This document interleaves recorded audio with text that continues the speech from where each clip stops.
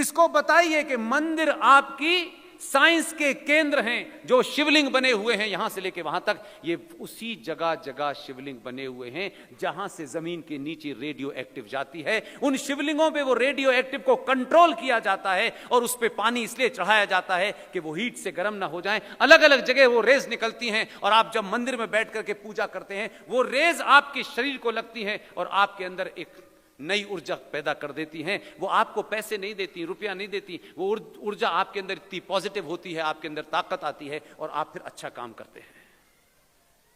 यह आपकी अनंत झूठी मक्कारी लालच का केंद्र नहीं है। मंदिर जाकर के आपने लड्डू चढ़ा दिए, पैसे चढ़ा दिए, सोना चढ़ा दिया और आप चले आए और आपका भगवान भला कर देगा, इसका कोई मतलब नहीं है। उसे आस्था की तरीके से मत लीजिए, साइंस की तरीके से लीजिए। इन्हीं कारणों के चलते जो मुद्दा आपको जानना चाहिए था वो नहीं हमने उठाया। हमने हल्के फुल्के ऐसे मुद्दे उठाए जब हमको समय मिला, जब सत्ता पे कोई बैठा था। तो जरूरी नहीं है कि राजा के इर्द गिर्द महाज्ञानी लोग हों, महामूर्ख भी होते हैं। समाज में से खड़े होकर के कोई आचार्य चाणक्य की तरीके से बात करेगा तो राजा के कान में पहुंचेगा, और राजा के कान में पहुंचेगा तो सही मसले का हल होगा, जिससे आने वाली नस्लें आपकी सॉल्व कर लेंगी। आपको पता ही नहीं है कि सेकुलर भारत के अंदर आप रह रहे हैं। आपने इसमें मुसलमान भी है, सिख भी है, ईसाई भी है, जैन भी है, पारसी भी है, सब रह रहे हैं। या तो आपकी लीडरशिप जो दिन रात हिंदुत्व की बात करती है, या तो उनको भी सिर्फ हिंदुत्व की सवारी पहुंच करके वहां जाना होता है। वहां जाने के बाद उनको भी सही मुद्दे ना तो पता है, ना वो उठाना चाहते हैं, और नहीं है तो आप उनको दिन रात बताइए कि हमारा मुद्दा ये नहीं है कि तुम आटा कितना सस्ता करोगे और जीएसटी कितनी कम करोगे। ये अनादिकाल तक जब तक सभ्यता रहेगी ये होता रहेगा। हमारा मुद्दा ये है कि जब भारत का संविधान बन भी गया, भारत के संविधान में सेकुलर शब्द आ भी गया, 1976 में 42वें संशोधन को रात के अंधेरे में जब सारे नेता जेल में थे तो आपने घुसड़ दिया। हम उस पर भी डिबेट नहीं करना चाहते। हम डिबेट ये करना चाहते हैं कि ये सेकुलर जब संविधान हो गया और ये कहा गया कि इसमें अगर एक आदमी किसी एक जाति का अकेला भी है उसके भी अधिकार उतने हैं, और 80 करोड़ लोगों के भी अधिकार उतने ही हैं, 20 करोड़ के भी उतने ही हैं, 1.5% के भी उतने भी हैं, 2.5% के उतने हैं। हमने इसको भी मान लिया। तो फिर हमको बताओ मेरे भाई, फिर इस संविधान ने हमारे साथ ये नाइंसाफी क्यों की? जब सब बराबर हैं, सबके अधिकार बराबर हैं, तो ये संविधान उन अधिकारों में मेजॉरिटी, क्योंकि हमारी गिनती ज्यादा है, इस बुनियाद पे ये डिस्क्रिमिनेशन कैसे कर सकती है कि ये सरकारें चर्चों से, गुरुद्वारों से, जैनों के मंदिर से, मजारों से आस्था का जो पैसा चढ़ता है उस पैसे को सरकार नहीं छूती। लेकिन सनातनी हिंदू सभ्यता के अनंत मंदिरों के ऊपर लाखों करोड़ों रुपया जो चढ़ता है वो सरकार किस हैसियत से ले लेती है? यह मुद्दा नहीं बनना चाहिए था। यह मुद्दा नहीं बनने दिया लोगों ने। यह मुद्दा बन जाता तो क्या होता मैं बताता हूं आपके सामने, और मेरा दावा है यह मेरी आंखों के सामने होगा, 100% होगा, क्योंकि विश्वास है मुझे, यहां से चिल्लाने का असर है। वो कब करेगा, कैसे करेगा, इसका खिलाड़ी है, उसे छोड़ दीजिए। इस पे मत बताइए आज करो सुबह करो। वो कब करेगा ये सुबह सुबह जब उठेंगे तब पता चलेगा कि 370 हट गई है। आप मत बताइए। एक मुद्दा पूरे देश में उठा रहे हैं हम लोग, और तथ्यों पे उठा रहे हैं, उसको हिंदू मुस्लिम पे नहीं उठा रहे, भावनाओं पे नहीं उठा रहे, ये बीजेपी है, ये फलाना है, हम इस पे नहीं उठा रहे। हम कह रहे हैं संविधान बराबर है, हमने मान ली बात।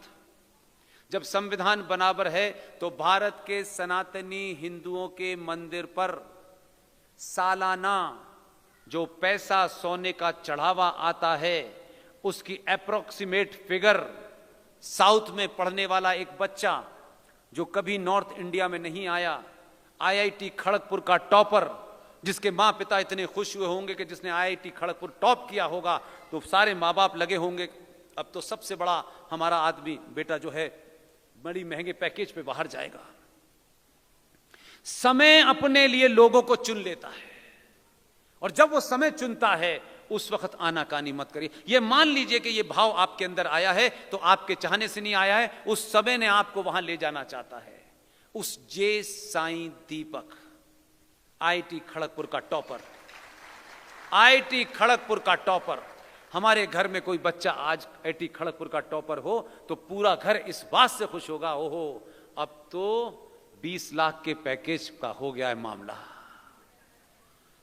ऊपर उस प्रकृति को जब जो मंजूर होता है वो हम जैसे बेवकूफ़ों को भी चुनते हैं, वो विष्णु शंकर जैन को भी चुनते हैं, वो हरिशंकर जैन को भी चुनते हैं, वो अश्वनी जी को भी चुनते हैं, वो आनंद रंगनाथन को भी चुनते हैं, और सबसे अपनी अपनी जगह अपना काम करा लेती है। जे साईं दीपक आईटी खड़गपुर का टॉपर, उसने सब कुछ छोड़ दिया और सनातनी हिंदू मंदिरों पर मंदिर मंदिर जा जा करके ये डाटा कलेक्ट किया कि इस मंदिर का सालाना कितना चढ़ावा आता है। तो जहां जहां जितने रिकॉर्ड मिले उसमें अप्रोक्सीमेटली जो सुप्रीम कोर्ट में केस चल रहा है जिसे जे साईं दीपक लड़ रहे हैं, उसके हिसाब से भारत के अनंत अनादिकाली मंदिरों से 3.25 लाख करोड़ रुपया सालाना सनातनी हिंदू अपने मंदिरों पे चढ़ाते हैं, जिसे सरकार ले जाती है और छोटे भाई का पजामा बड़े भाई के कुर्तों के लिए कई योजनाएं चलाती है। हमने लड़ाई का रूप दूसरा बदला, हमने कहा हम कुछ नहीं करते, हम सिर्फ इतना कहते हैं सनातनी हिंदू मंदिर भी उतने ही वैसे हैं। जब आप चर्च से नहीं लेते, गुरुद्वारों से नहीं लेते, तो फिर हमारे मंदिरों का पैसा सरकार क्यों लेती है? सिर्फ हमारे ही मंदिरों का कंट्रोल सरकार के कंट्रोल में क्यों है? इसकी लड़ाई लड़ी जा रही है। मेरा उसके साथ साथ एक निवेदन है, ये कानूनी लड़ाई है। कानूनी लड़ाई को जे साईं दीपक, विष्णु शंकर, ये तमाम जो अच्छे लोग हैं ये लड़ाई लड़ेंगे। कानून में फैसला कब आएगा इसकी चिंता नहीं करनी है, लेकिन आपके हाथ में जो ताकत है, आपके हाथ में जो है, जो आप समझते हैं मैं दीनहीन हूं, नहीं, मेरी सबसे अपील है, विनम्र है ये, मैं उसको कुछ चीजें ऐड करके भी कहता हूं ताकि कोई हर्ट ना हो। अपने इलाके के मंदिर में जाइए,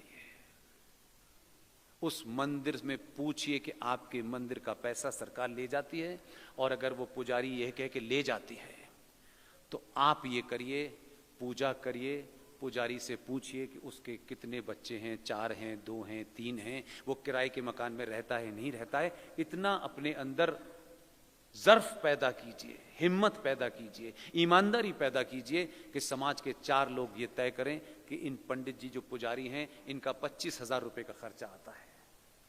पंडित जी से एक ही बात कहिएगा कि पंडित जी हम समाज के लोग मिलकर के 25,000 रुपये आपके घर पे आपको देंगे। आपको सिर्फ ये करना है कि जो भी सनातनी यहां पूजा करने आए, वो चाहे अंबानी हो चाहे कोई हो, सिर्फ उससे पंडित जी आपको ये कहना है कि आपको इस मंदिर पे एक भी पैसा नहीं चढ़ाना है। आपको इस, अरे ताली बजाने की क्यों गुजरातियों को जल्दी है? आप जब तक इस पे फैसला ना आ जाए तब तक पंडित जी से कहिए, पंडित जी ये 2 बूंदी के लड्डू हमने चढ़ाए हैं, सरकार आए उनसे कहना लड्डू ले जाओ।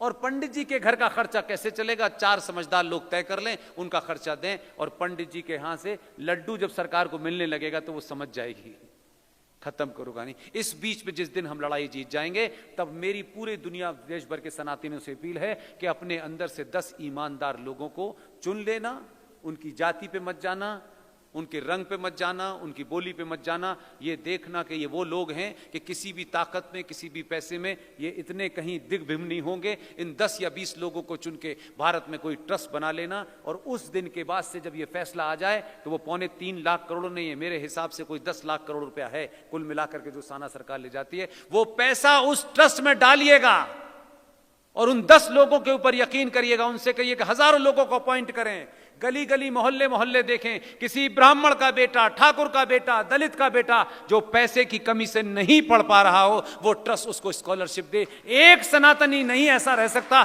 जो सरकार की तरफ भीख मांगे, सरकारों के पीछे जाए, आपने इन्हें क्यों दिया है, मुझे क्यों दिया है। आपके हाथ में ताकत होगी, वो ताकत जो आप ले सकते हैं वो आपके हाथ में है। सरकारों के पीछे भागना छोड़ दीजिए।